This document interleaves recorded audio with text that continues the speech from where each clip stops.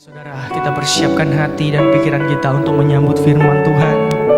Sambil kita mau angkat satu nyanyian, kita mau katakan kepada Tuhan, ku tetap cinta, ku tetap setia, ku tetap cinta, ku tetap cinta. Walau badai datang menerpa, ku tetap cinta, ku tetap setia Tuhan, ku tetap setia, ku tetap setia, ku tetap setia. Walau topan datang menerpa, ku tetap setia. Terlalu banyak yang Tuhan telah beri, takkan mungkin ku balas dari apa yang ku miliki. Ku persembahkan, kami persembahkan seluruh hidup kami Tuhan, seluruh hidupku, biar ku tetap cinta, biar ku tetap setia untuk selama-lamanya. Sekali lagi katakan, ku tetap cinta, ku tetap cinta. Amin. Ku tetap cinta, kami tetap cinta Tuhan. Walau badai datang menerpa, ku tetap cinta, ku tetap setia, setia. Amin. Ku tetap setia. Oh, walau topan datang menerpa, kami tetap setia kepadamu Tuhan. Ini janji kami Tuhan kepadamu. Terlalu banyak yang Tuhan telah beri, takkan mungkin ku balas dari apa yang ku miliki. Ku persembahkan, oh, seluruh hidup kami Tuhan. Biar ku tetap cinta, biar ku tetap cinta, biar ku tetap setia untuk selama-lamanya. Oh, terlalu banyak. Amin. Terima kasih Tuhan, tak dapat kami membalas setiap kebaikan-Mu Tuhan. Kami bawa setiap hidup kami kepadamu. Takkan mungkin ku balas dari apa yang ku miliki. Ku persembahkan, haleluya, seluruh hidup ini, setiap hidup kami Tuhan. Biar ku tetap cinta, biar ku tetap setia. Terima kasih Tuhan, biar kami tetap setia kepadamu. Ku tetap cinta. Mari saudara, sekali lagi kita mau katakan lebih sungguh-sungguh di hadapan Tuhan. Ku tetap cinta Tuhan. Oh, walau badai datang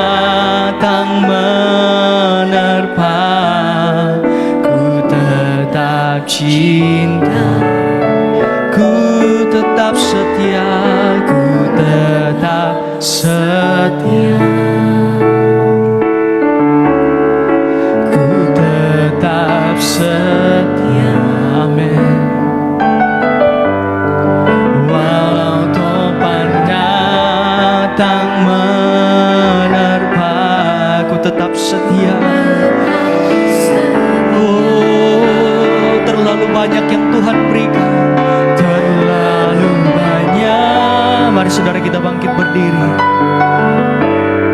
Yang Tuhan telah beri, takkan mungkin ku balas dari apa yang ku miliki. Ku persembahkan, kami bawa seluruh kehidupan kami, seluruh hidup. Oh, biar ku tetap cinta, biar ku tetap cinta, biar ku tetap setia untuk selama-lamanya. Sekali lagi saudara, kami sungguh-sungguh di hadapan Tuhan katakan, terlalu banyak yang Tuhan. Terima kasih Tuhan, dapat kami membalas segala kebaikan. Oh, dari apa yang ku miliki, ku persembahkan. Oh, seluruh hidupku, biar ku tetap cinta, biar ku tetap setia untuk selama-lamanya. Terima kasih Tuhan. Yang Kau inginkan dari kami adalah kasih, cinta kepada Engkau. Karena Tuhan, walaupun kami memiliki iman yang sempurna, tetapi kalau kami tidak punya kasih, semua itu akan jadi sia-sia. Itu sebabnya Tuhan, biarlah kami boleh menyatakan kasih kami kepada Engkau, dengan melayani Engkau, dengan senang ada di rumah Tuhan, senang memuji dan menyembah Engkau. Terima kasih buat anugerah Tuhan pada kami yang ada. Biarlah Roh Kudus menolong kami mengertikan firman-Mu, dan kami boleh menerima serta melakukannya pada waktunya. Terima kasih, kami percaya Tuhan beserta kami, dan kami siapkan hati kami mendengar di dalam nama Yesus Kristus. Amin. Ya, puji Tuhan, bersama istri saya menyampaikan salam. Salam semua, Tuhan Yesus memberkati kita. Hari ini saya akan menyampaikan firman Tuhan dengan tema langkah-langkah iman. Langkah-langkah iman, tetapi iman yang disertai penyangkalan diri. Ya, jadi orang Kristen tidak hanya percaya, tapi Tuhan akan menggiring kita untuk satu kali kelak ada di dalam penyangkalan diri daging. Ya, di dalam tabernakel Musa yang diperintahkan Tuhan kepada Musa dan bangsa Israel untuk membangun, maka itu ada 3 pintu. Dimulai dengan pintu gerbang. Pintu yang kedua adalah pintu kemah, dan yang ketiga adalah pintu atau tirai atau tabir. Ya, kita asalnya dari dunia luar kerajaan sorga. Kita adalah orang berdosa. Kita adalah orang yang tidak percaya, atau mungkin juga orang percaya Yesus tapi tidak benar hidupnya. Karena ada banyak orang percaya Tuhan Yesus pakai salib, dikalung tetapi tidak benar hidupnya. Ya. Nah, sekarang kita mau masuk ke dalam daerah wilayah kerajaan sorga. Melalui tabernakel Musa ini kita belajar mulai dari pintu gerbang. Itu artinya kita percaya dan menerima Yesus sebagai Tuhan. Dia yang Allah tapi turun ke dunia menjadi manusia. Kemudian kita bawa hidup kita setelah percaya, mari kita bertobat. Itu mezbah, korban bakaran. Tempatnya di mana bangsa Israel mengadakan persembahan korban binatang karena dosa-dosa mereka dan mereka mengakuinya.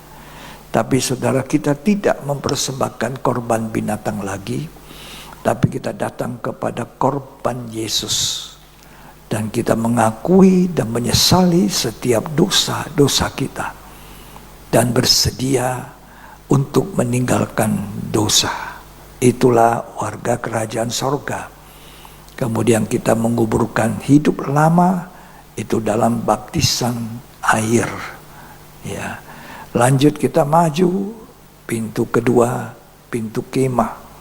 Pintu kemah ini berbicara baptisan Roh Kudus atau hidup yang dipenuhi Roh Kudus. Jadi orang Kristen sesudah percaya bertobat. Kalau tidak bertobat, orang percaya yang sia-sia percayanya.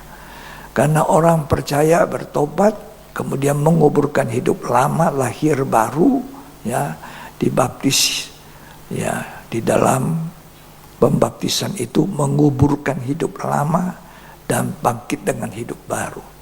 Kemudian dia harus lanjut dipenuhi Roh Kudus. Pengalaman baptisan Roh Kudus itu pengalaman indah sekali untuk selamanya, seumur hidup, dengan tanda bahasa lidah, bahasa glossolalia, ya. Jadi kemudian orang Kristen itu harus bertekun, dia harus bertumbuh, dia harus belajar.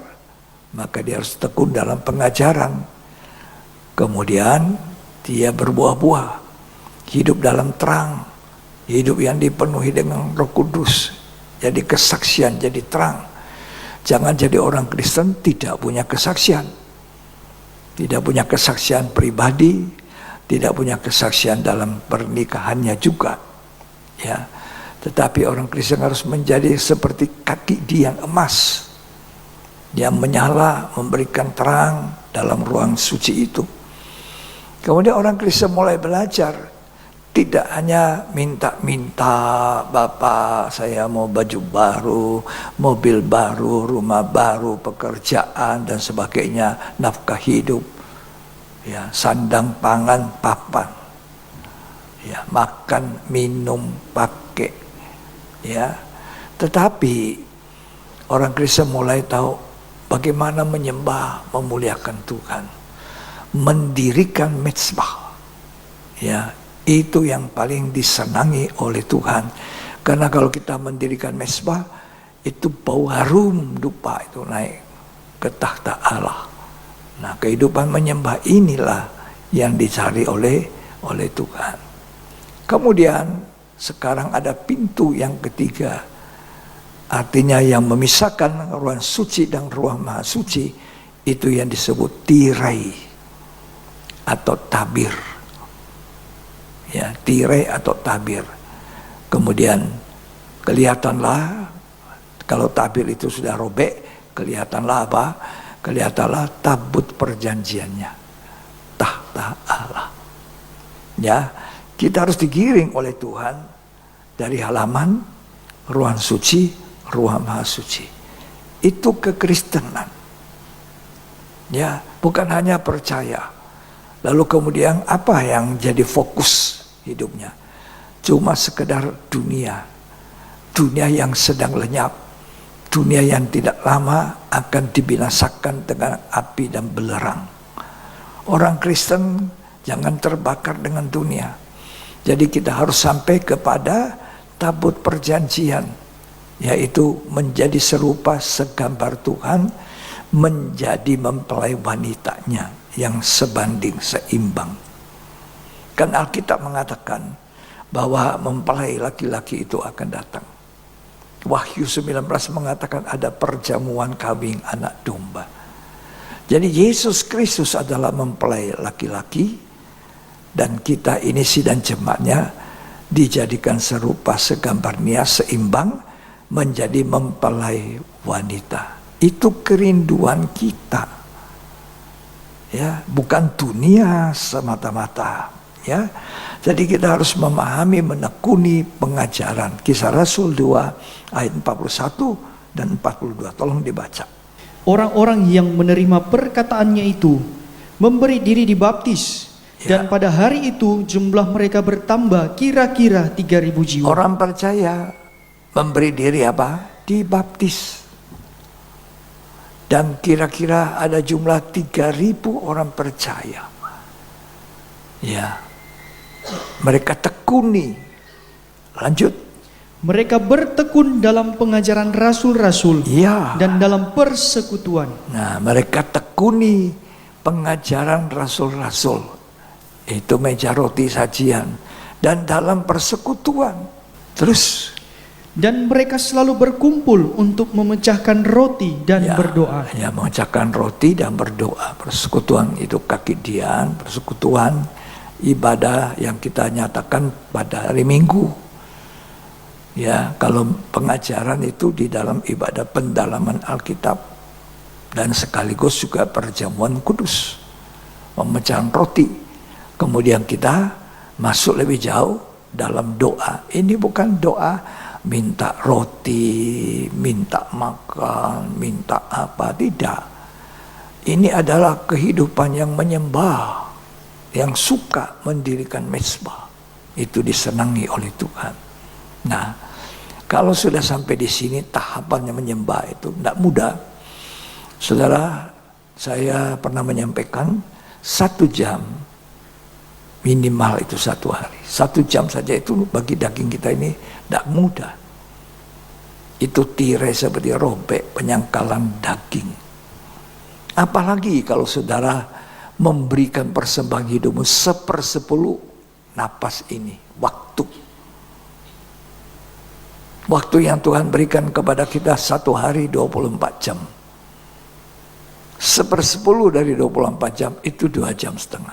Ini betul-betul daging ini diproses mati. Ya. Nah, kita sekarang mau belajar tentang tirai atau tabir. Ini pintu yang terakhir di mana dekatnya ruang maha suci. Kita harus masuk ke ruang maha suci. Semua kita orang Kristen harus masuk di dalam kerajaan Allah, kerajaan sorga. Semua kita harus berupaya menjadi sama dengan Tuhan, mempelai Tuhan. Karena kita dipanggil oleh Tuhan jadi orang percaya untuk dikembalikan keserupaan dengan Allah itu. Awal manusia diciptakan serupa segambar Allah. Itulah Adam dan Hawa. Yang kemudian mereka tidak taat, jatuh dalam dosa, maka kerusakan terjadi pada manusia. Manusia sudah hidup rusak dan Tuhan menilik. Manusia sungguh rusak di zaman Nuh, sehingga Tuhan menghukum dengan air bah. Tetapi apakah dengan hukuman ini manusia berubah jadi baik? Tidak. Terus manusia berbuat jahat sampai nanti Tuhan katakan, aku menghukum manusia tidak dengan air bah, tapi dengan api dan dengan belerang. Manusia dihanguskan. Betapa ngeri keadaan itu. Ya, mari kita belajar untuk menjadi orang Kristen yang mengenal apa itu tirai yang robek. Ya, jadi waktu tirainya belum robek, ruang maha suci dan ruang suci itu terpisah, maka kita tidak bisa lihat Allah itu, tahta Allah, tabut perjanjian, tidak bisa dilihat. Tapi puji Tuhan, Yesus Kristus datang ke dunia menjadi manusia daging, dan dia telah naik di atas kayu salib. Waktu dia di kayu salib itulah dikatakan tirai terbelah menjadi dua bagian, sehingga tabut Allah yang ada di dalam tabut perjanjian itu, yang tadinya tidak bisa dilihat, sudah terlihat oleh kita. Mari kita belajar apa yang dilakukan oleh Yesus. Dia memikul salib, ya, dia menyangkal dirinya, dia mengakui dia manusia biasa, ya, dia adalah Allah yang telah menjadi manusia, menyangkal dirinya. Akulah manusia daging. Untuk apa dia jadi manusia daging? Untuk menderita, untuk naik di kayu salib. Itu sasarannya Tuhan. Sebab kalau Tuhan tidak naik di atas kayu salib, darahnya tidak dicurahkan, manusia semua kita ini binasa. Binasa dalam penghukuman. Karena tidak seorang manusia benar. Semua manusia telah rusak, telah jatuh dalam dosa. Terima kasih pada Tuhan. Terima kasih pada korban. Itu hadiah terbesar buat kita orang percaya. Korbannya Tuhan Yesus. Ya, Matius 27 ayat 50 sampai 51. Yesus berseru pula dengan suara nyaring, lalu menyerahkan nyawanya. Ya. Dan lihatlah, tabir bait suci terbelah dua.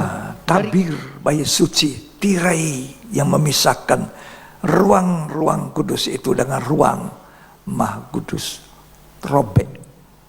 Terus dari atas sampai ke bawah, ya, dan terjadilah gempa bumi, ya, dan bukit-bukit batu terbelah. Ya, jadi antara ruang suci dan ruang Maha Suci itu sudah tidak terpisah. Kita bisa melihat tabut perjanjian Allah. Itu pun diceritakan di dalam Injil Markus 15 ayat 37 sampai 39. Lalu berserulah Yesus dengan suara nyaring, Ya, dan menyerahkan nyawanya.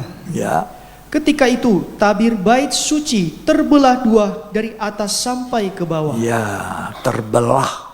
Jadi nampak tabut perjanjian. Dulu tersembunyi. Dengan matinya Yesus di kayu salib, tirai di dalam bait suci Allah itu menjadi terbelah dua. Sehingga dikatakan Alkitab, dia telah membuka jalan baru bagi kita orang percaya. Dalam Ibrani pasal yang ke 10 ayat 19 sampai 21 lebih dahulu kita baca. Jadi saudara-saudara, oleh darah Yesus, Ya. kita sekarang penuh keberanian, Ya. dapat masuk ke dalam tempat kudus. Semua harus berhubungan dengan darah Kristus. Itu darah pengampunan dosa. Darah yang menyucikan hati nurani kita. Sehingga kita bisa masuk dalam hadirat Allah.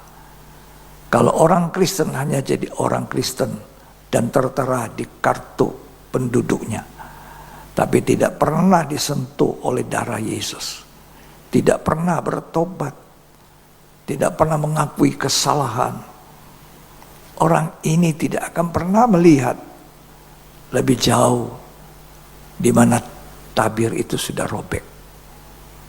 Nampak tabut perjanjian. Engkau tidak pernah bisa melihat Allah dalam penyembahan. Lanjut dibaca. Karena ia telah membuka jalan yang baru. Dia buka jalan yang baru. Terus. Dan yang hidup bagi kita. Ya. Melalui tabir. Ya. Yaitu dirinya sendiri. Nah, tabir itu adalah dagingnya Yesus yang dihancurkan. Disalibkan. Lewat kematiannya. Maka tabir itu robek. Ada jalan baru, kita bisa lagi kembali ke jalan, ke pohon kehidupan. Waktu Adam jatuh dalam dosa, dia diusir keluar, walaupun dia dapat pengampunan. Ya, dikatakan di dalam kitab Kejadian bahwa Adam dan Hawa karena sudah jatuh dalam dosa tidak boleh tinggal lagi di Taman Eden. untuk menikmati buah pohon kehidupan. Tadinya diberi kesempatan makan sepuasnya buah pohon kehidupan. Begitu banyak buah-buah yang lain, dan di tengah-tengah taman itu ada buah pengetahuan baik dan jahat, dan juga ada buah pohon kehidupan. Tuhan berkata, Adam, boleh engkau makan dengan bebas buah-buah yang lain yang ada di Taman Eden. Juga pohon kehidupan yang ada di samping pohon pengetahuan baik dan jahat. Tetapi yang diinginkan, yang diambil oleh manusia, awalnya Hawa yang tertarik dengan buah pohon pengetahuan baik dan jahat ini. Dan dia sempat berdialog dengan iblis, dan saking inginnya dia makan, dia petik, ambil dan diberikan pada suaminya. Maka manusia jatuh dalam dosa. Siapa yang dulu jatuh dalam dosa? Perempuan.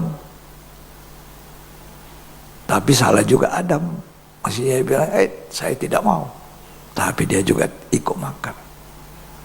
Ya, jadi dua-duanya diusir keluar dari Taman Eden.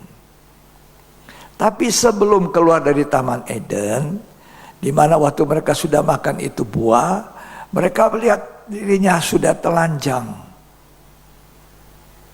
Tadinya walaupun dalam keadaan telanjang jasmani, namun mereka tidak malu, kata Alkitab, karena mereka ditutup dengan pakaian kemuliaan.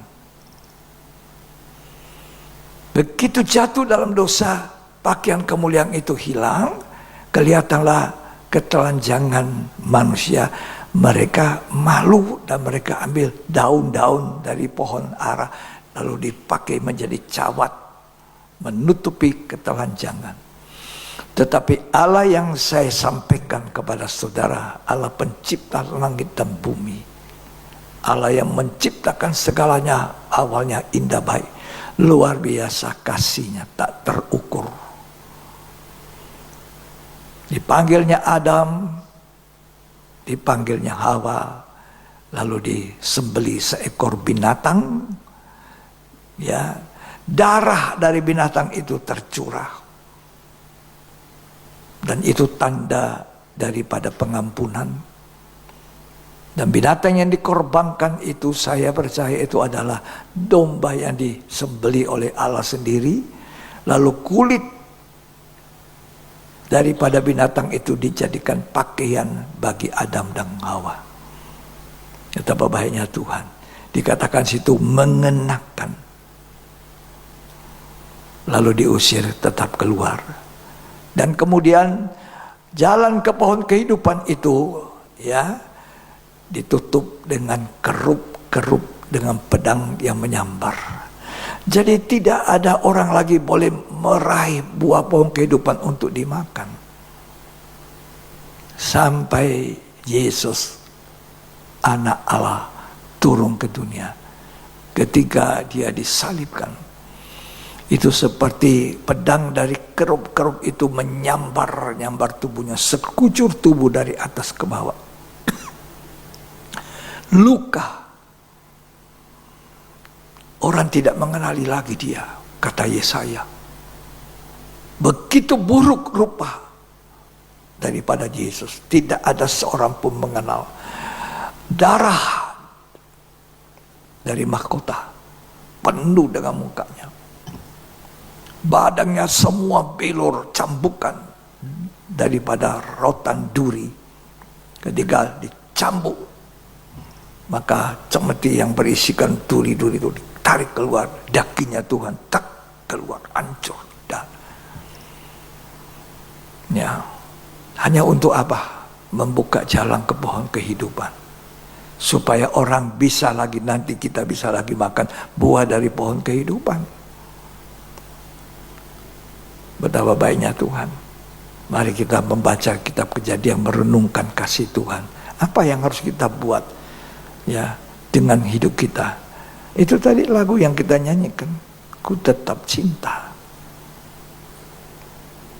Jadi walaupun saudara sekarang dalam keadaan badai topan, pencobaan, kesulitan, tetap cinta pada Tuhan. Jangan dipadamkan oleh pencobaan, badai, kesulitan hidup dan sebagainya. Ya, mari kita baca Kejadian pasal yang ketiga.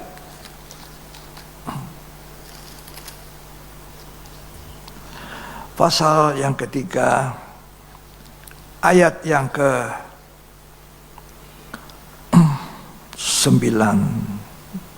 Silakan dibaca dulu. Tetapi Tuhan Allah memanggil manusia itu dan berfirman kepadanya, Ya, "Di manakah engkau?" Ia menjawab, "Ketika aku mendengar bahwa engkau ada dalam taman ini, ya, aku menjadi takut ya. karena aku telanjang." Manusia menjadi takut karena dosa.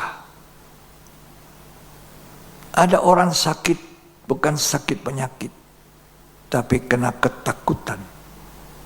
Karena hidupnya tidak berdamai dengan Tuhan. Ya, terus. Sebab itu aku bersembunyi. Ya, Firman-Nya, "Siapakah yang memberitahukan kepadamu bahwa engkau telanjang? ya. Apakah engkau makan dari buah pohon yang kularang engkau makan itu?" Sekarang pertanyaannya, apakah kau makan? Tuhan tanya. Kalau Tuhan tanya, Tuhan ingin kejujuran. Kita ini harus belajar jujur. Kadang-kadang kita biar salah bilang benar. Ya, apa Tuhan tidak tahu kalau Adam dan Hawa sudah makan itu buah? Tahu. Allah itu maha tahu. Nggak ada yang tersembunyi di hadapan Allah. Tapi kalau Tuhan tanya, apa kamu makan buah yang kularang untuk dimakan? Itu Allah menguji kejujuran.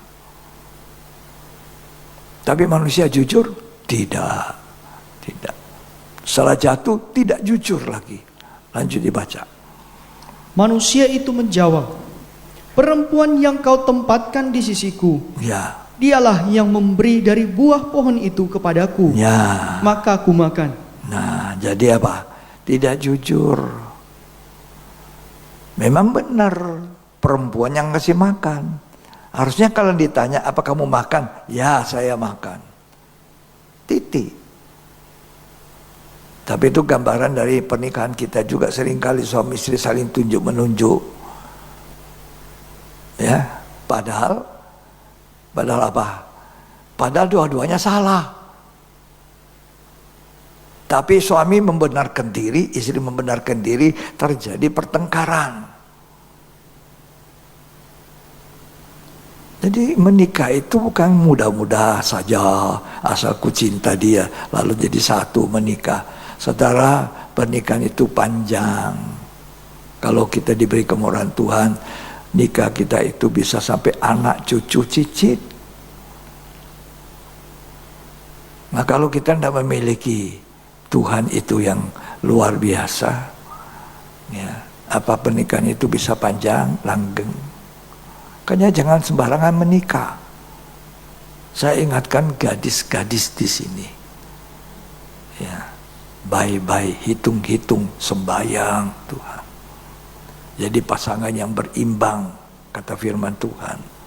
Jangan juga dengan orang tak percaya, tapi dengan orang percaya, tapi yang hidupannya ada dalam Tuhan. Itu bahagia. Ah, nyong ini kaya sih. Biar nanti saya bikin tobat dia. Lalu menikah. Berbahaya. Ya, sekarang kaya. Bapaknya yang kaya, bukan dia. Ya tahu. Apa dia bisa lanjutkan kekayaan ayahnya? Belum tentu. Udah banyak orang saya lihat, papanya kaya, anaknya miskin. Nah ini. Ya, lihat di hati. Baru kenalan di apa itu HP, waduh, nyong ini gagah, ya, lalu kawin, nggak mudah saudara, ya, sembahyang baik-baik, apalagi gadis-gadis, Tuhan, aku nggak mau menikah yang bukan Tuhan tunjuk, gitu aja, begitu juga yang pria, bahagia kamu, orang-orang yang seimbang. Orang percaya, oke. Tapi orang percaya yang rohani. Ya, kamu susah sendiri sepanjang hidup. Ya, sungguh. Ya, lanjut lagi kita baca kejadian tadi. Ya, Kemudian berfirmanlah Tuhan Allah kepada perempuan itu, ya, apakah yang telah kau perbuat ini? ya. Jawab perempuan itu, ular itu yang memperdayakan aku, Nah. maka aku makan. Ini tidak jujur toh. Nah, jujur, saling tunjuk menunjuk salah. Itulah pernikahan. Ya. Sekarang kejadian 3 ayat 21. Dan Tuhan Allah membuat pakaian dari kulit binatang Ya. untuk manusia dan untuk istrinya itu, Ya. lalu mengenakannya kepada mereka. Nah, inilah saya baca ini ayat. Ini baca ayat ini berapa puluh tahun lalu. Lalu Allah menyembelih ya seekor binatang. Lalu dikuliti. Jadi darahnya itu lambang untuk pengampunan, dan ini binatang ini, domba ini itu digenapkan oleh Yesus yang membuka jalan, ya, digenapi oleh Yesus sebagai anak domba Allah yang dikorbankan untuk membuka pintu sorga, untuk membuka jalan ke pohon kehidupan. Ya, tolong dibaca baik-baik. Sekali lagi baca dengan baik ayat 21. Dan Tuhan Allah membuat pakaian dari kulit binatang Ya, untuk manusia dan untuk istrinya itu, ya. lalu mengenakannya kepada mereka. Kalau anak saudara nakal, dipukul, habis belum pakai pakaian, kamu akan bilang, pakai sendiri itu baju. Tapi ini anak Allah, Adam dan Hawa, telah begitu menyakitkan, tidak dengar-dengaran, tapi dibuatkan pakaian. Tuhan sendiri jadi tukang menjahitnya. Tuhan sendiri yang mengenakan. Bayangkan dikatakan situ. Lalu Allah mengenakannya, kasih pakai. Coba anak saudara nakal, sana pakai sendiri baju.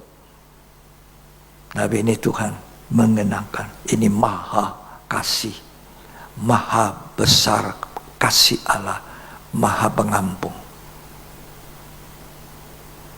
Luar biasa Allah itu, tak terucapkan. Kata-kata kita menyatakan kasihnya Allah yang maha besar. Ya. Lanjut dibaca ayat 22. Berfirmanlah Tuhan Allah, Ya. sesungguhnya manusia itu telah menjadi seperti salah satu dari kita, Iya. tahu tentang yang baik dan yang jahat. Ya. Maka sekarang jangan sampai ia mengulurkan tangannya dan mengambil pula dari buah pohon kehidupan itu dan Ya. memakannya, Ya. sehingga ia hidup untuk selama-lamanya. Ya. Lalu Tuhan Allah mengusir dia dari Taman Eden, supaya ia mengusahakan tanah dari mana ia diambil. Terus Ia menghalau manusia itu, dan di sebelah timur Taman Eden ditempatkannya beberapa keruk dengan pedang yang bernyala-nyala ya. dan menyambar-nyambar Nah, untuk menjaga jalan ke pohon kehidupan. tidak ada orang lagi bisa makan buah pohon kehidupan. Saya dan saudara tidak bisa makan lagi. Nah, kecuali Tuhan Yesus di atas kayu salib. Sekucur tubuhnya luka, darah itu keluar. Tapi bilur itu Tuhan yang sakit rohani, yang sakit fisik, ada jaminan sembuh. Saudara kami kan percaya oleh bilurnya Tuhan itu. Kalau engkau mau sehat, hargai korban Yesus. Yesaya mengatakan dia punya badan dipukul, dihancurkan, mukanya tidak dikenal. Tapi oleh bilur-bilurnya Tuhan, orang yang sakit sembuh, dan itu diulangi oleh Petrus dalam surat Petrus. Oleh bilur-bilur Tuhan menjadi sembuh. Tapi lebih daripada itu, Tuhan itu sudah buka jalan sehingga kita ada kesempatan nanti makan buah. Mau makan buah pohon kehidupan itu, kita bisa nikmati. Tadinya tidak bisa, tapi pedang menyambar-nyambar tubuhnya, hancur. Dan dia buka jalan, perobekkan daging Tuhan. Itu merupakan tirai yang dibuka, sehingga nanti kita bisa menikmati Allah, melihat Allah, memakan buah pohon kehidupan.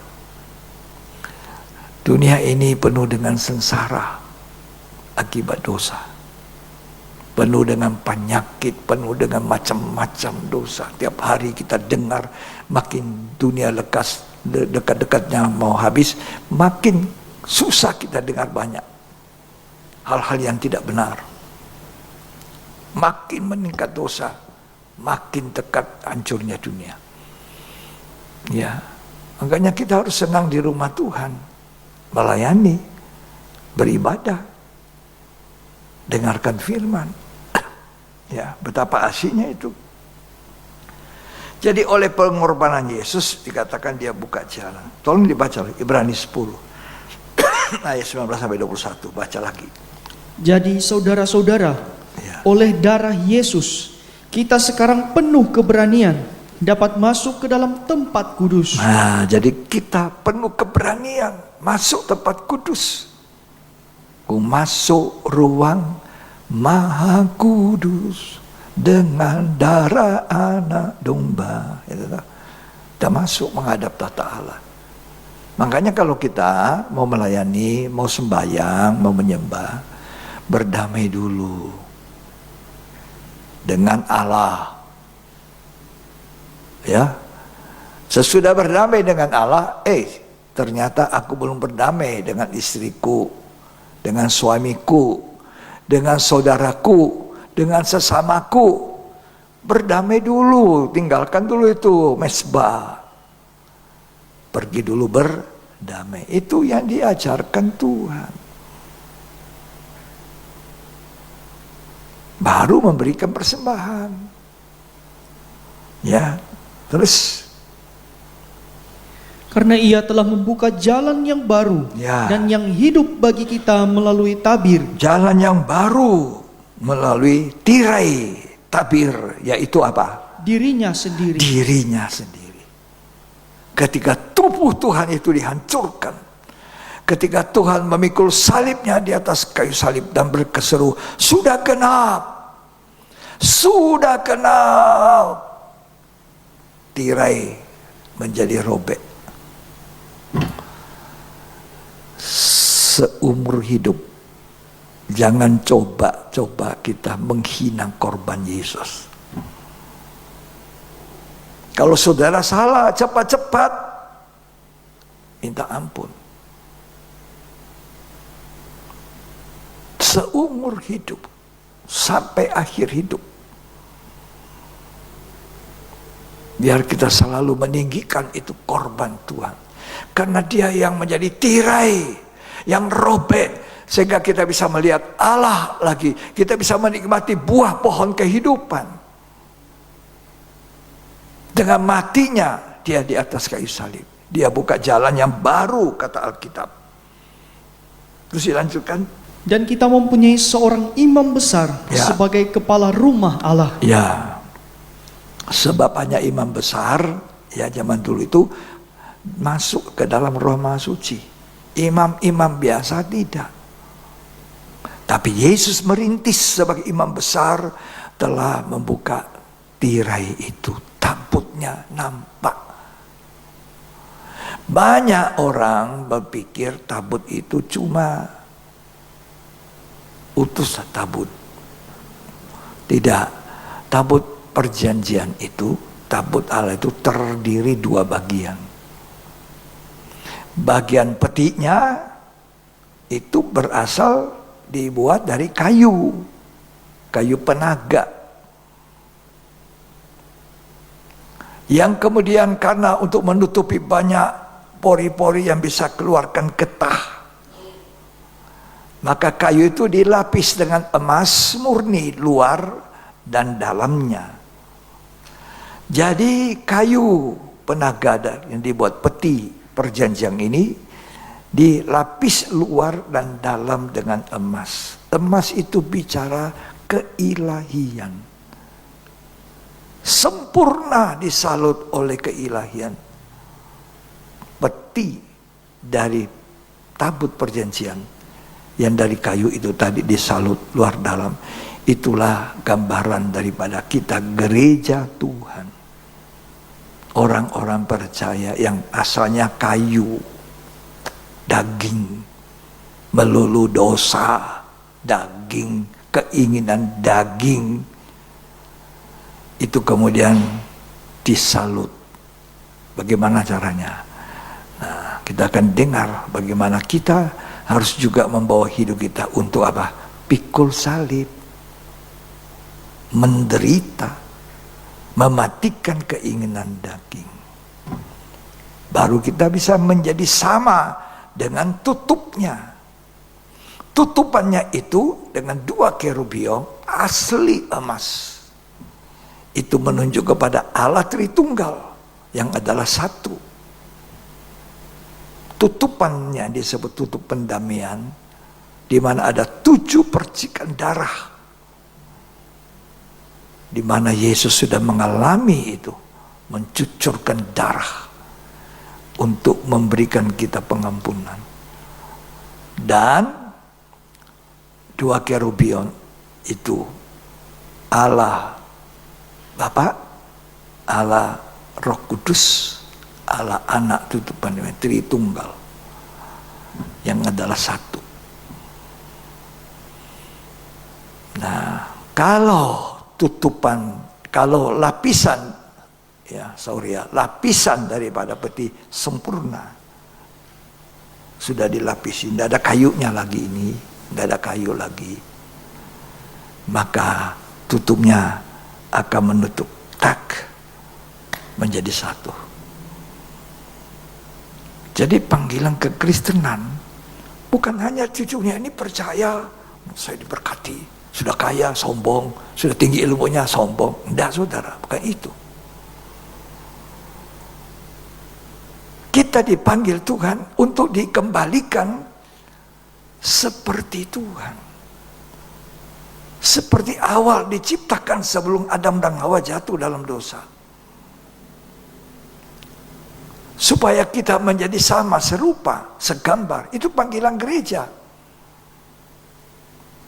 Jadi nanti kalau sudah sempurna lapisan daripada petinya, tabut perjanjian itu, lapis luar dalam emas, baru cocok tutupannya. Ini pertemuan nanti dengan Tuhan mempelai laki-laki sorga dengan kita mempelai wanita. Jadi gereja bukan hanya sekali lagi percaya, sukses di dunia, banyak uangnya, uang banyak sekaligus bisa hilang. Ya, karena itu saudara bekerja cari nafkah, jangan khawatir. Apa yang kau makan, minum, pakai, tidak usah ngotot, capek, lupa ibadah. Ya. Kalau engkau cari dahulu kerajaan Allah dan segala kebenaran, semua itu cuma ditambah nilai plus. Ya, jadi saudara tidak usah sampai ngotot, capek, pergi ibadah, sudahlah. Yang penting cari uang dulu. Nah, kalau saudara lakukan ini, saudara jadi minus. Karena Alkitab mengatakan dalam Matius 6, tidak usah dibaca, ayat 33, carilah dahulu. Dahulu kan, ada dahulu, tolong bacalah. Matius 6 ayat 33. Dahulu itu artinya mendahulukan. Tetapi carilah dahulu kerajaan Allah. Carilah dahulu Jadi apa artinya dahulu? Mendahulukan hal-hal rohani, hal-hal surgawi, ya. Baru kita menerima apa? Bonus tambahan, terus baca.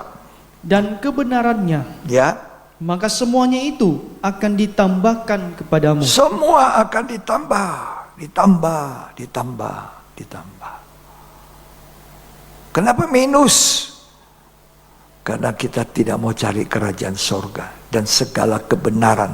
Apa itu kebenaran? Firman Allah itu kebenaran. Ya.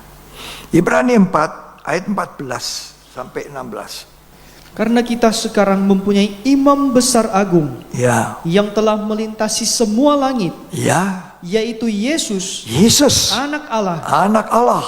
Baiklah kita teguh berpegang pada pengakuan iman kita. Ya, Sebab imam besar yang kita punya bukanlah imam besar yang tidak dapat turut merasakan kelemahan-kelemahan kita. ya, Sebaliknya sama dengan kita, ia telah dicobai, hanya tidak berbuat dosa. dia dicoba juga 3 kali oleh setan. Jadikan batu jadi roti. Kan kamu lapar supaya bisa makan. Jadikan batu jadi roti. Dia bilang apa? Hei, manusia tidak hanya hidup dari roti, melainkan dari setiap firman Allah yang keluar dari mulutnya Allah. Tapi banyak manusia lebih banyak rotinya dipentingkan daripada firman, roti hidup. Terus, Sebab itu, marilah kita dengan penuh keberanian mari kita dengan penuh keberanian oleh darah Yesus yang sudah menyucikan, menebus kita. Terus, menghampiri tahta kasih karunia, ya, supaya kita menerima rahmat dan menemukan kasih karunia Ya. untuk mendapat pertolongan kita pada supaya waktunya. kita mendapatkan pertolongan. Terus,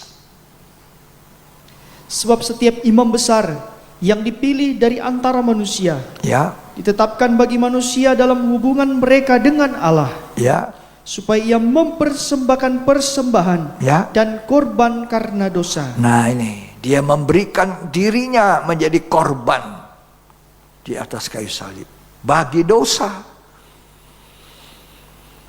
Jadi tirai itu adalah tubuhnya Yesus yang dihancurkan, disalibkan, robek tirai. Nah, kita ini pengikutnya Tuhan.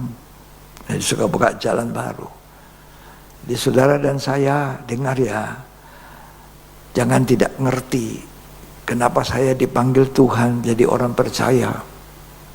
Kemudian saya dipanggil Tuhan untuk apa? Nah, dari luar dunia gelap, kita dipanggil masuk dalam gairah kerajaan sorga melalui percaya. Aku percaya Yesus sebagai Tuhan, selamat masuk di dalam daerah kerajaan sorga. Ya, tapi itu masih di pinggir. Saudara mesti masuk lebih jauh. Bertobat, akui dosa. Darah Yesus menyucikan, membenarkan. Orang Kristen harus bertobat. Bahkan bukan hanya sekali, secara global dosa-dosa kita. Kalau kita dalam sembahyang ingat, ada dosa saya waktu kecil, waktu remaja, ya kita akui. Ada dosa setiap hari yang kita lakukan. Berapa kali saudara dusta, bohong. Orang dusta ini, itu bapaknya bukan bapak yang di sorga.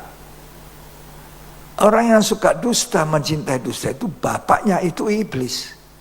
Iblis itu bapaknya pendusta. Jadi kita ini orang Kristen tidak boleh suka dusta, doyan dusta. 10 kata yang diucapkan, 11 semuanya dusta. Iblislah yang jadi bapakmu, kata Yesus, kalau kamu suka berdusta. Ya. Tapi iblis bukan bapak kita, makanya kita salah ucap. Aduh, ampuni saya Tuhan, saya berdusta tadi. minta ampun. Dosa itu. Wahyu dikatakan orang yang mencintai dusta dan melakukan dusta tinggal di luar, tidak masuk.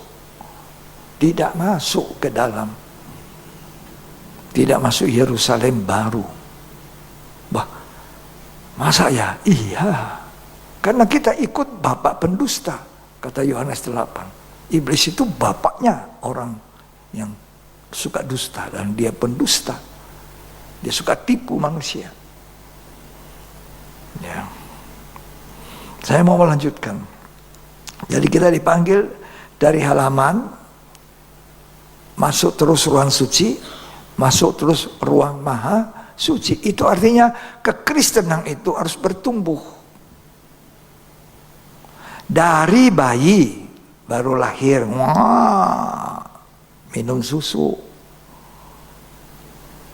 Minum susu. Tapi ada waktunya sudah tumbuh. Kalau susu terus jadi lembek. Ya, mesti makan apa? Nasi, bubur padat. Ya, kalau sudah makan kuat, maka dia tumbuh jadi lebih besar. Dewasa, sudah dewasa anak kita menikah. Ya, sama dengan kekristenan. Dari lahir baru terus bertumbuh sampai menjadi apa? Pengantin Tuhan, mempelai wanita. Kan Tuhan nanti akan datang sebagai mempelai. Ya, ingat itu cerita 5 darah yang bodoh dan 5 darah bijak. Tunggu mempelai wanita, mempelai laki-laki, tapi mereka capek tidur ngantuk. Tapi dalam tidurnya 5 darah yang bijak itu ada minyak cadangan. Begitu habis, ya dia isi lagi pelitanya. Jadi sampai mempelai laki-laki datang, song-song, dia ada pelita menyala. Tapi yang bodoh ini tidak menyediakan, tidak hidup dalam kelimpahan Roh Kudus. Pas-pasan, malah sering barangkali orang Kristen itu mendukakan Roh Kudus. Tadi saya bilang kalau kita dusta, itu mendukakan Roh Kudus. Ketika kita melakukan salah, ini tertuduh toh.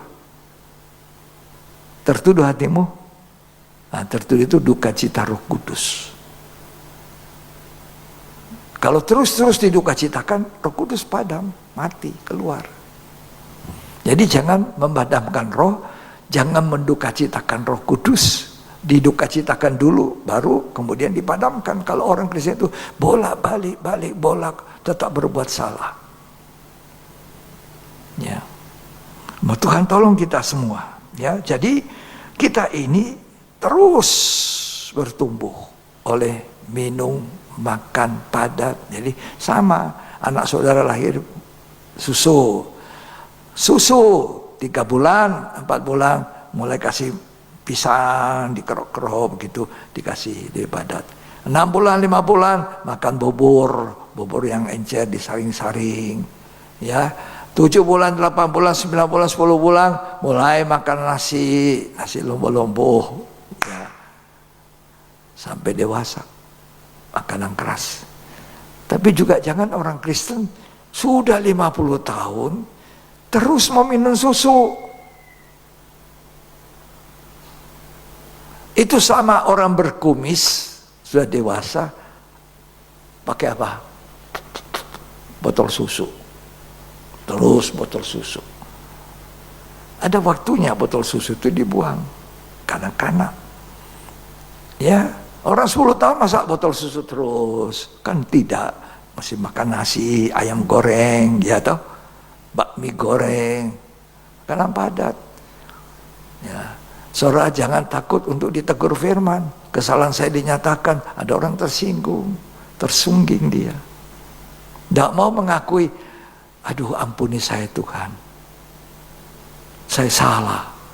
Ya, kalau ada salah sama si Joni, datang sama si Joni, saya dengar firman tadi, ternyata saya ada salah sama kamu, minta maaf ya, minta ampun ya. Apalagi mau makan perjamuan suci.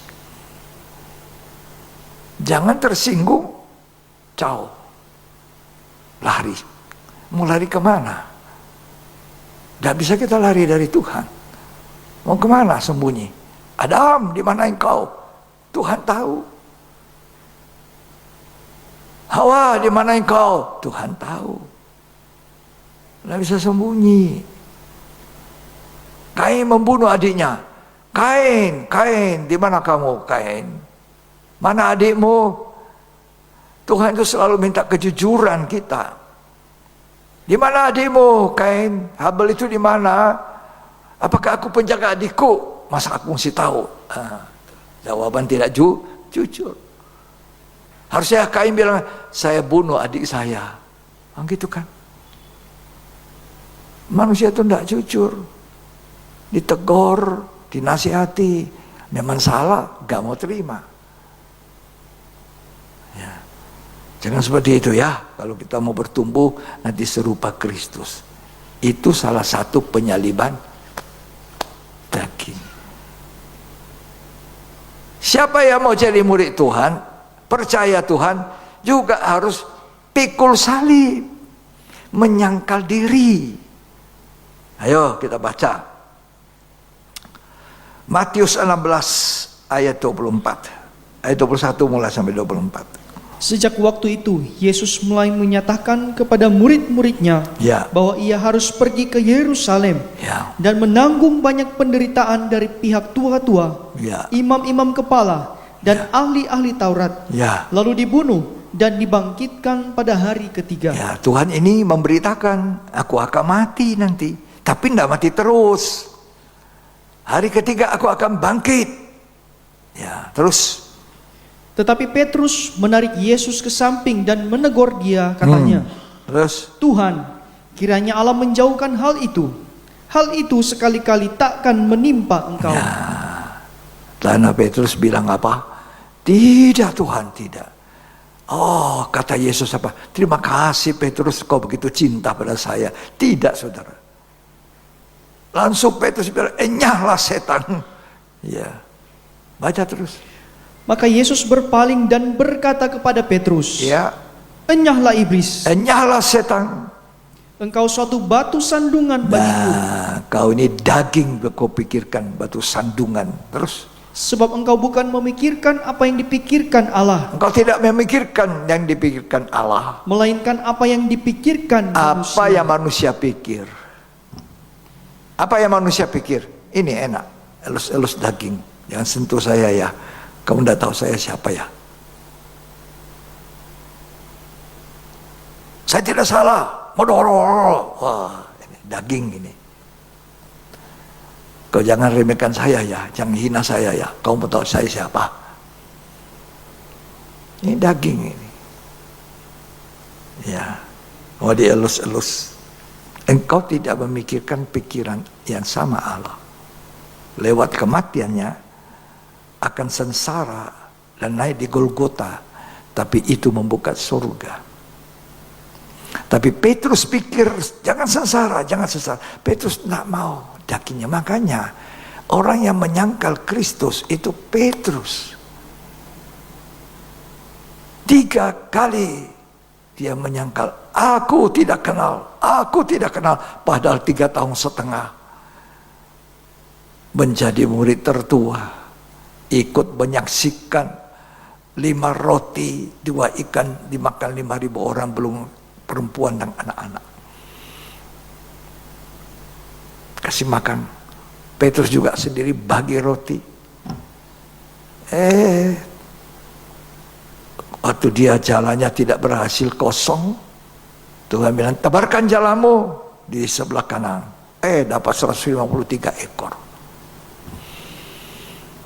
Dalam Injil Lukas, tebarkan jalamu. Sekarang saja tempat banyak ikan sampai jalannya robek. Sudah menyaksikan. Tapi dagingnya ini tidak mau. Dia takut nanti saya disiksa, ini saya disalib. Aku lihat guru saya itu, waduh, dipukuli. Aduh, duri masuk, tak. 39 duri keluar. Dagingnya Tuhan. Oh, betapa sengsaranya Yesus. Di diolok-olok raja, bakotai duri, darah keluar, mukanya tidak kelihatan lagi sama sekali wajah Yesus. Tapi dia waktu dia tanya, kamu murid Tuhan toh? Muridnya ya. Tidak, sumpah. Dia kutuki dirinya, aku tidak kenal Tuhan. 3 kali. Ayam berkokok, ayam jantan. Oh. Dia ingat. Tuhan bilang, dulu kamu gagah ya. Kamu bilang semua orang goncang imannya, aku enggak. Aku kan sudah kasih ingat. Sebelum ayam jantan berkokok, kamu sudah 3 kali menyangkal aku. Tapi waktu Tuhan pikul salib, Petrus menyangkal. Tuhan cuma melihat dia. Matanya Tuhan kena matanya Petrus. Oh, menyesal dia, menangis. Aku sudah menyangkal Tuhan. Apa yang Yesus katakan itu ya dan amin, digenapkan. Dia menangis. Dia datang menyesal. Tapi dia bertobat. Andaikan dia tidak bertobat, dia menyangkal Tuhan, dia juga tidak memiliki surga. Tapi Petrus bertobat, dia dibaharui oleh Tuhan. Lantas dipanggil oleh Tuhan untuk menjadi gembala yang pertama. Sekolah tinggi tak ada. Nelayan kampung yang tidak tahu sekolah. Apa modal untuk jadi seorang gembala? Sekolah yang tinggi? Tidak. Apa? Kasih. Simon Petrus anak Yohanes, do you love me more than this?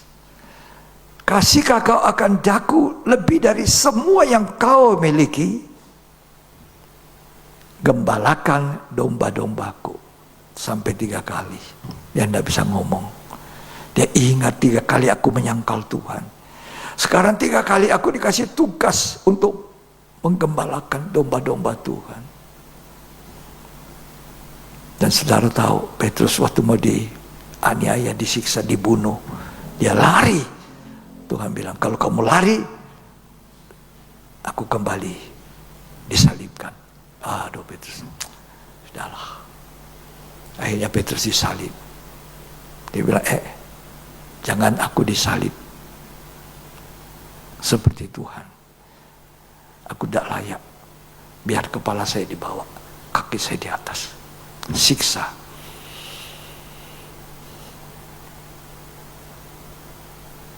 Luar biasa kasihnya Tuhan. Petrus dagingnya tidak mau disalib. Tuhan disalibkan dagingnya. Kalau saudara mau jadi sama dengan Tuhan, mau jadi mempelai Tuhan, mau menjadi sama nanti. Karena itu panggilan gereja, kata Roma 8. Roma 8 ayat 29 sampai 30 mengatakan kita dipanggil untuk kembali serupa segambar Allah. Ya, tolong bacalah saya. Ya, baca. Roma 8 ayat 29. Sebab semua orang yang dipilihnya dari semula, Ya. mereka juga ditentukannya dari semula, Ya. untuk menjadi serupa dengan gambaran anaknya, Ya, menjadi supaya serupa. ia, anaknya itu, menjadi yang sulung di antara banyak saudara. Jadi kita dipanggil menjadi serupa. Lewat pengalaman kematian, kebangkitan, dan nanti dia sempurna. Yohanes 21 ayat 18 sampai 19. Ini kisahnya Petrus. Perhatikan baik-baik. Yang dagingnya begitu kuat. Aku berkata kepadamu, sesungguhnya ketika engkau masih muda, engkau mengikat pinggangmu sendiri. Iya, hidup masih daging, semaunya saya.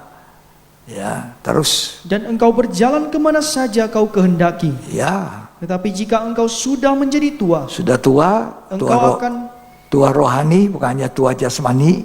Terus. Engkau akan mengulurkan tanganmu. Ya. Dan orang lain akan mengikat engkau. Orang lain mengikat. Dan membawa engkau ke tempat yang tidak kau kehendaki. Nah, itu dikatakan bagaimana Petrus harus tersalib, mati daging. Setiap orang yang mau ikut Tuhan, kata Matius tadi ayat 16 ayat 24, Sudah dibaca itu? Tolong dibaca lagi. Matius 16 ayat 24. Lalu Yesus berkata kepada murid-muridnya, Ya, setiap orang yang mau mengikut aku, mengikut saya, ia harus menyangkal dirinya, sangkali dirimu, memikul salibnya, pikul salib, dan mengikut aku. ikut Yesus, menderita. Ya. Panggilan kita adalah panggilan untuk ikut menderita. 2 Timotius 2 ayat 3. Ikutlah menderita sebagai seorang prajurit yang Ya, baik kita ini seperti prajuritnya Tuhan, menderita. Terus, dari Kristus Yesus. ya, Filipi 1 ayat 29. Kalau tidak mau menderita daging ini, kita tidak akan serupa segambar Tuhan. Tidak bisa cocok jadi mempelai wanita Tuhan.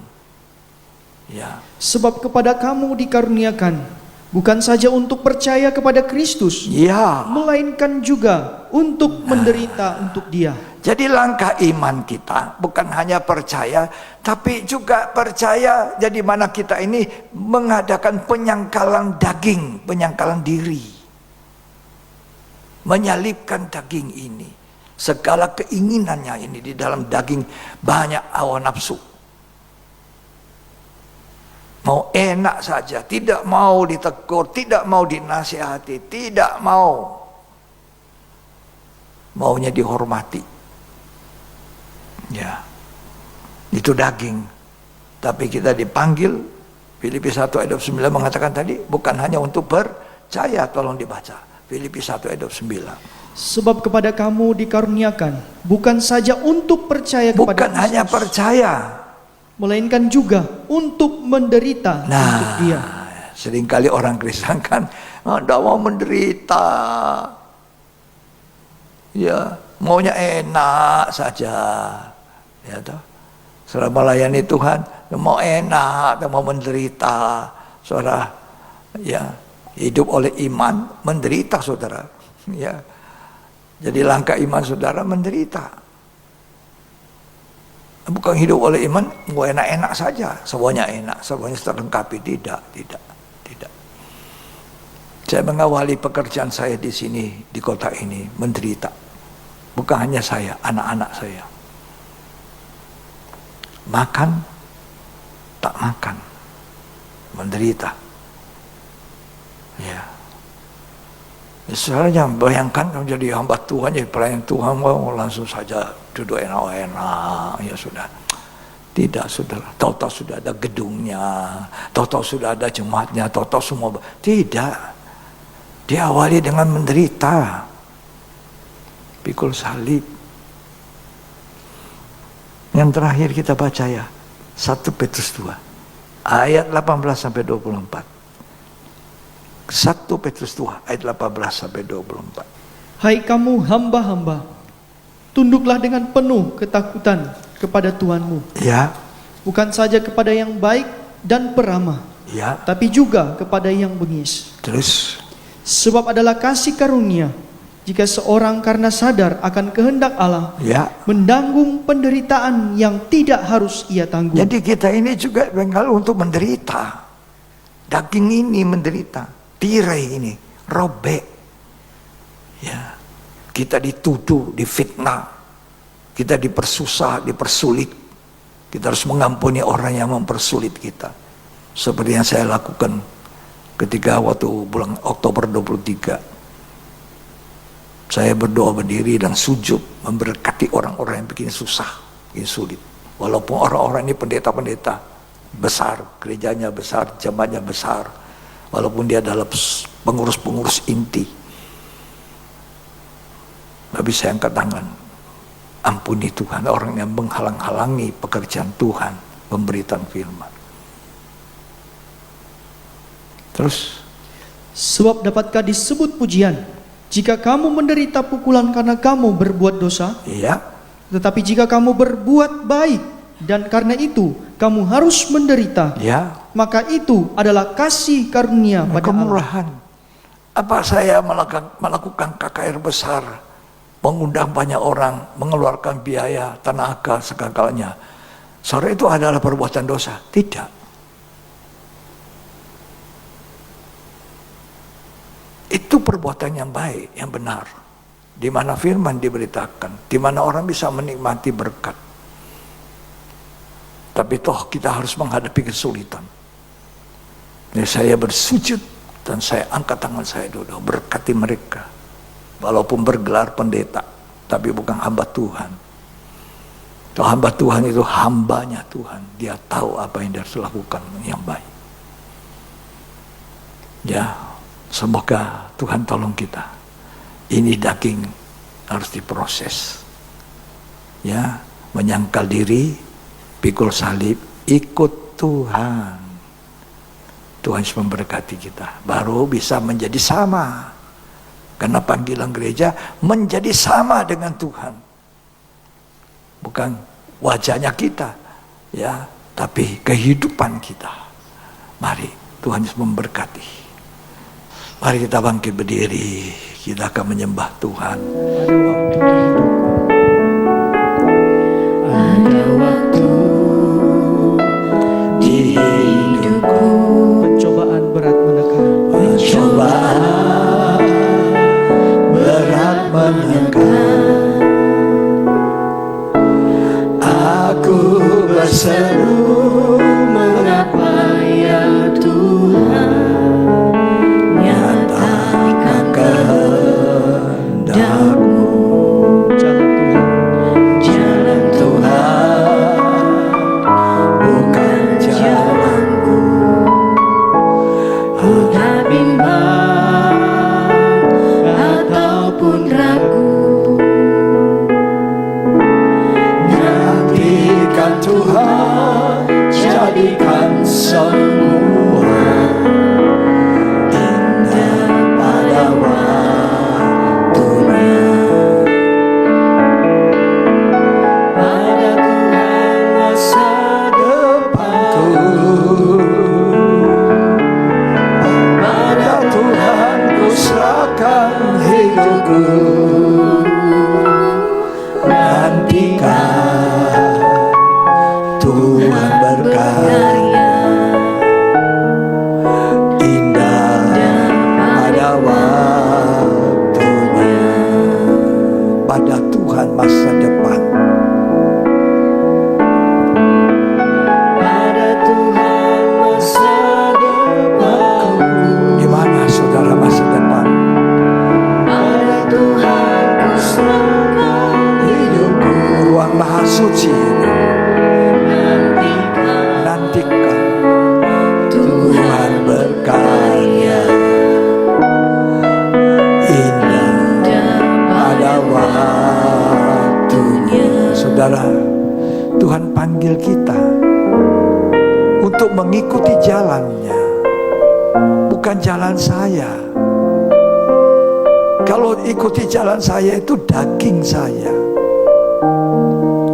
Tapi Tuhan panggil kita turut menderita bagi Kristus. Daging ini harus disalib. Ini tirai yang tebal, harus robek. Baru kita bisa melihat tabut perjanjian. Saudara, jangan juga gampang-gampang. Pokok tabut perjanjian hadirat Allah, kita menyembah, kita memuji Dia. Saudara juga jangan gampang-gampang. Sebab orang yang memuji menyembah Tuhan harus menjadi orang percaya yang bertobat, yang lahir baru, yang mencintai firman, disucikan oleh firman, dimandikan setiap kali oleh firman, sampai jadi cemerlang tak bercacat seperti Tuhan. Ini orang yang layak di mezbah dupa.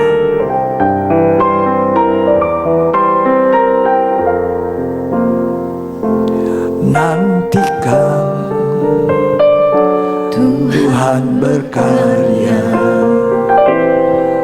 hingga pada waktunya. Jalan Tuhan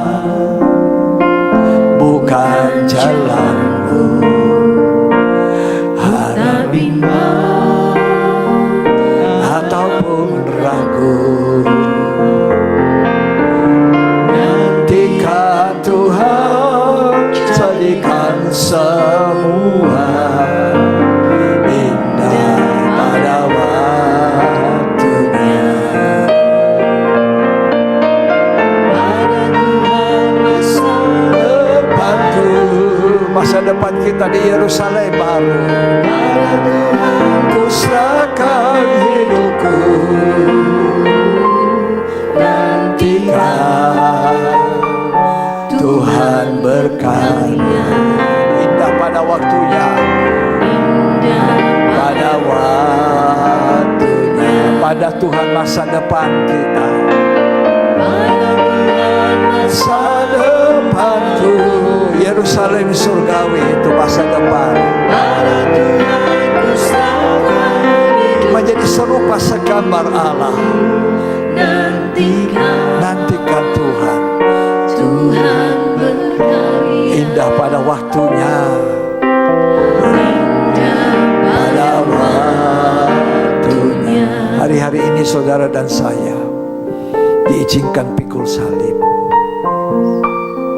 Mungkin saudara ditinggalkan teman baik. Mungkin saudara dikhianati.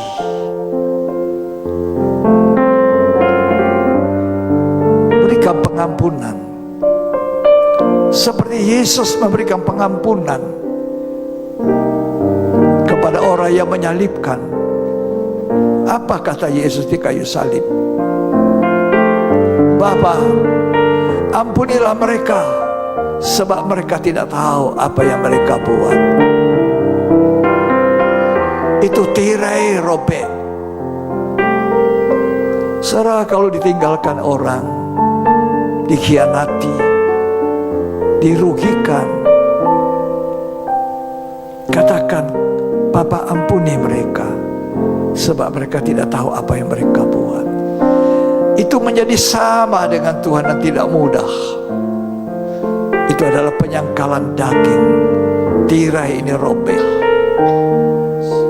Setiap orang yang ikut Tuhan, pikul salib, pandang Yesus. Terima kasih Tuhan. Jalan kita bukan jalan Tuhan bukan jalan kita. Di balik penderitaan ada mahkota yang menunggu. Jalan Tuhan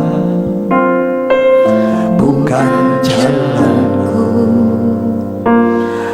Tak bimbang Ataupun ragu,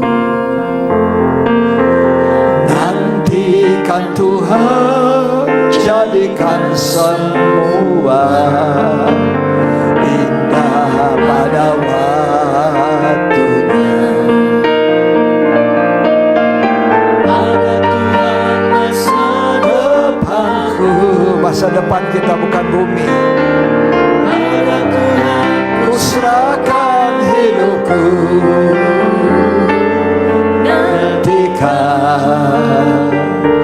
Tuhan berkarya. Indah pada waktunya. Ketika Tuhan mengatakan, masuklah mempelai wanitaku. Masuklah orang yang sudah memikul salib. Masuklah orang yang mau menderita, menyalibkan daging. Ada waktunya Tuhan bilang masuk. Turuti kebahagiaan Tuhanmu. Terima kasih Tuhan untuk firman-Mu. Terima kasih aku diingatkan untuk panggilanku menjadi serupa segambar Allah. Sucikan kami Tuhan. Layakkan kami makan dan minum dari tubuh dan darah Tuhan. Terima kasih. Dalam nama Yesus Kristus kami bersyukur. Terima kasih untuk firman Tuhan. Amin Tuhan. Jalan Tuhan bukan jalanku,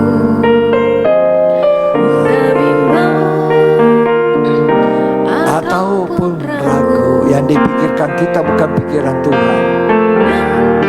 Kan Tuhan jadikan semua pada waktunya.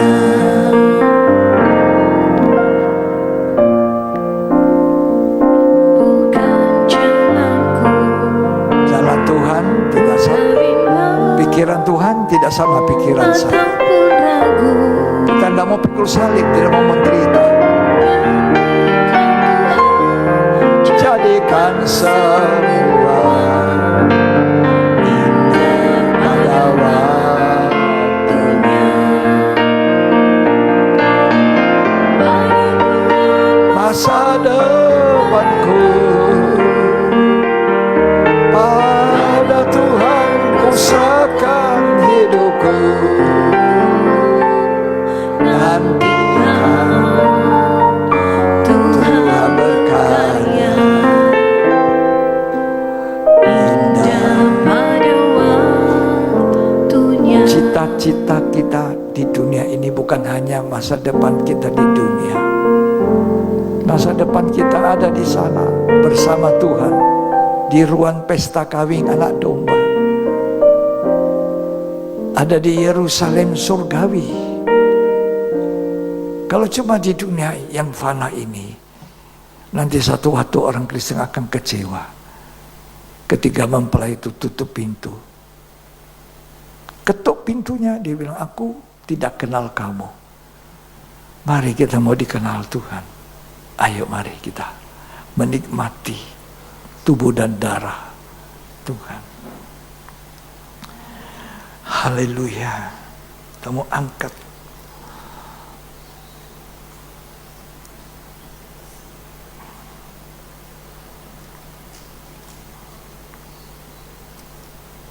angkat roti.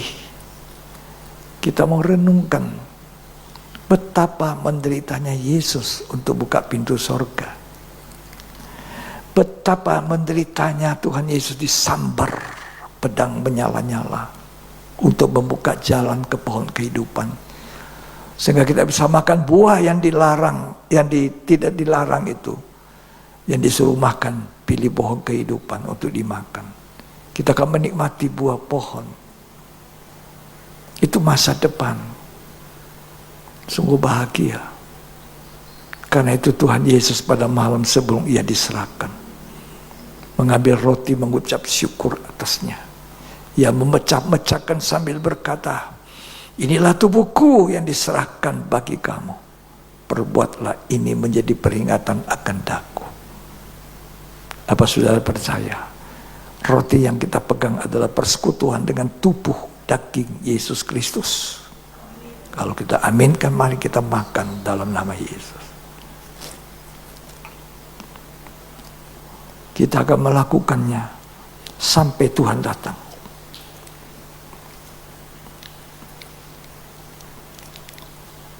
Jangan kecewa hari ini, mungkin saudara gagal,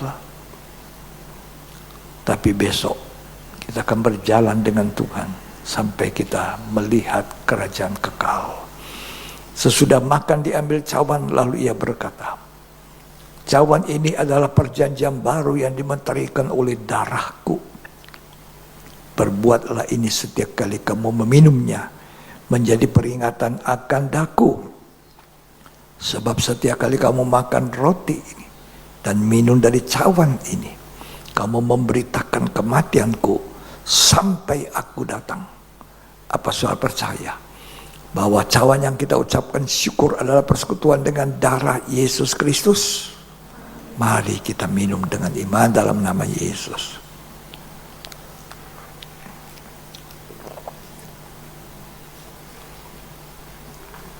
Haleluya. Kita mau angkat tangan kita. Kita mau menyembah Dia. Haleluya. Menyembah Dia. Uramaya sangana malamasakan. Uramaya sikana mayasana, betapa besar kasih. Manusia sudah jatuh dalam dosa. Engkau masih menyembelih seekor binatang. Uramaya sikana malamasakan. Engkau masih mengenakan pakaian Itulah kami orang-orang berdosa. Oh, betapa Tuhan masa depan kami ada di hadapan kami. Yerusalem baru. Kami akan menjadi sama dengan Tuhan. Oh, Ramaya Sangkarama, renungkan kasih-Nya Tuhan, luar biasa. Kalau hari ini kau menderita, sabar. Indah nanti pada waktunya. Kata Tuhan, aku menjadikan segala sesuatu indah pada waktunya. Oh, lebih indah dari awal. Telah menjadikan manusia sebut jatuh dalam dosa. Pada Tuhan ku serahkan hidupku. Nantikan Tuhan. Tuhan berkarya. Oh, Ramaya Syakara Masakara. Indah pada waktunya. Pada Tuhan masa depan. Depanku, pada Tuhan ku serahkan hidup saya. Hidupku, nantikan Tuhan. Tuhan berkarya dalam hidup. Engkau akan terengah melihat pada waktunya. Tuhan telah menolong kami. Tuhan telah memberitakan kebenarannya. Kami mengerti dan sadar bahwa kami dipanggil bukan hanya untuk percaya, tapi juga menderita. Untuk menyalibkan daging kami, kemauan kami, untuk tunduk kepada maunya Tuhan. Terima kasih Tuhan. Yang sakit, taruh tanganmu di tempat yang sakit. Taruh tanganmu dengan iman. Dikatakan ketika Yesus di kayu salib, begitu buruk rupanya. Tidak dikenal lagi, sekujur tubuhnya rusak. Tapi oleh pilurnya Tuhan, Dia memberikan kesehatan, kesembuhan kepada kita. Percaya dan mempercayakan hidup. Saudara yang hari-hari ini menderita susah, nafkah hidup, kesulitan, jangan takut. Kalau engkau beserta Tuhan, Tuhan beserta engkau. Tuhan akan mengadakan pemulihan dan pemeliharaan. Tuhan itu baik. Masa depan kita di tangan Tuhan. Masa depan kita di langit dan bumi yang baru, di mana hanya ada kebenaran. Terima kasih untuk firman Allah. Terima kasih Tuhan. Kami percaya Tuhan tidak berbuat sesuatu yang keliru. Tuhan baik pada kami. Dia ingin kami menjadi sama dalam memikul salib, menderita bagi daging, tirai ini robek, sehingga kami juga boleh menjadi sama dengan Tuhan, sempurna seperti Tuhan, bagaikan peti perjanjian yang sudah disalut sempurna luar dalam, cocok dengan tutupannya. Terima kasih. Terima kasih Tuhan Yesus. Terima kasih. Mari kita angkat tangan kita. Jalan Tuhan bukan jalanku. Jangan bimbang ataupun ragu. Nantikan Tuhan.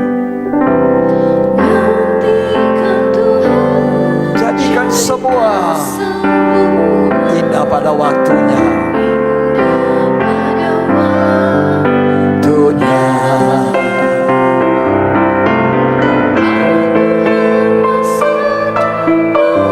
Pada Tuhan masa depan saya. Pada Tuhan ku serahkan hidupku. Haleluya. Nantikan Tuhan.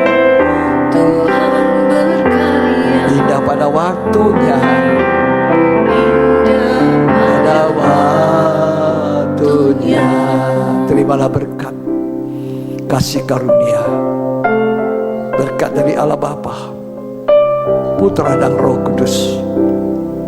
Tuhan Yesus Kristus memberkati kita hari ini sampai selamanya, sampai Tuhan datang. Kitalah orang yang diberkati dan jadilah berkat bagi orang lain dalam nama Yesus Kristus. Dan terima berkat sama-sama, kita katakan amin.